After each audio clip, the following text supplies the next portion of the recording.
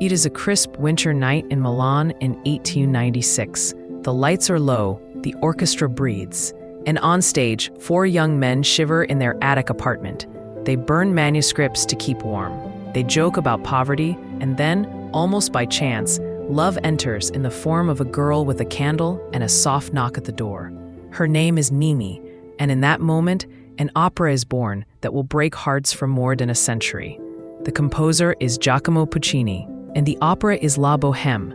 For audiences then and now, it is a story at once ordinary and transcendent, love and laughter, cold rooms and burning desire, joy and death. And it came from the pen of a man who was perhaps the greatest melodist since Verdi, a man whose gift for theater, character, and song has made him one of the most beloved composers in history. Puccini was born in 1858 in the Tuscan city of Lucca, a place of ancient walls and quiet piazzas. His family had been musicians for generations. His father was the organist and choir master at the cathedral. But when Giacomo was 5, his father died, leaving the family in straitened circumstances. His mother, Albina, struggled to provide, yet she saw her son's talent and pushed him toward music. Giacomo began as a chorister, played the organ in local churches, and dreamed of something larger.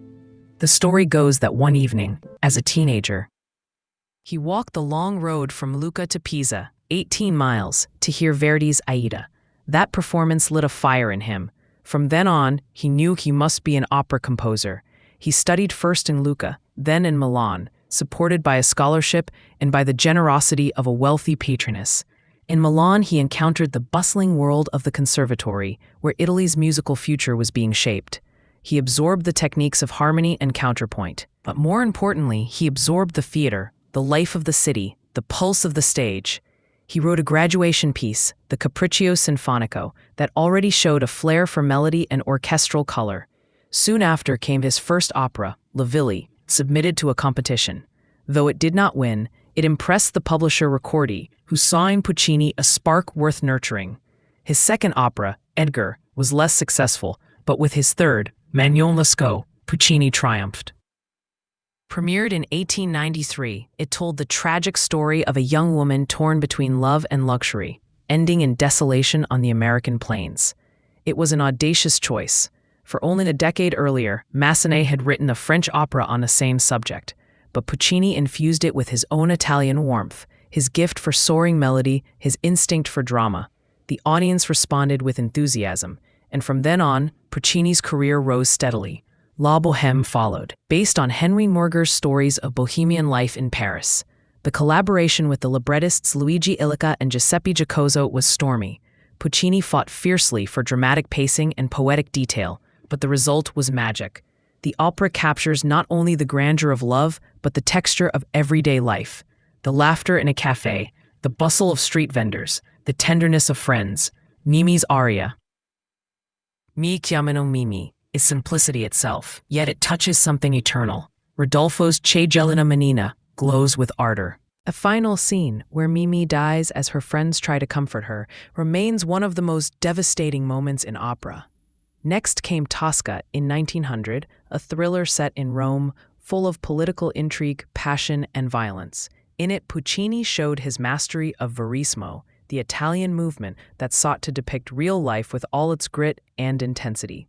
From the soaring Vici d'arte of Tosca to the defiant E lucevano la stella of Cavaradossi, the opera brims with unforgettable melody.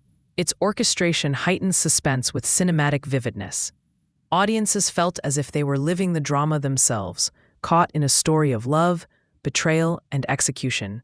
Then came Madama Butterfly in 1904, perhaps Puccini's most daring work. Inspired by a play that dramatized the meeting of East and West, it tells of a young Japanese girl, Cho-Cho-san, who marries an American naval officer only to be abandoned and driven to despair. The premiere was a disaster. Critics mocked its length, audiences jeered, but Puccini revised it, tightened it, and within months it became a triumph. Today, it is one of the most performed operas in the world. In Butterfly's arias, especially the heart-wrenching Un bel di vedremo, Puccini achieved a fusion of Western harmony with delicate touches of Japanese color, creating music of unbearable poignancy. Puccini's fame spread across Europe and to America. He traveled widely, absorbing influences, listening to Wagner in Germany, Strauss in Vienna, and even African-American spirituals in the United States. Always he filtered these sounds through his own sensibility, never abandoning the Italian gift for melody. He once said that he aspired to write operas of the people, works that ordinary listeners could feel as their own stories. And indeed, his subjects were often drawn from real life: poor artists in Paris, a fragile geisha, a tempestuous diva, a young woman seduced and abandoned. He gave grandeur to the ordinary and humanity to the stage. In 1910, he premiered La Fanciulla del West at the Metropolitan Opera in New York.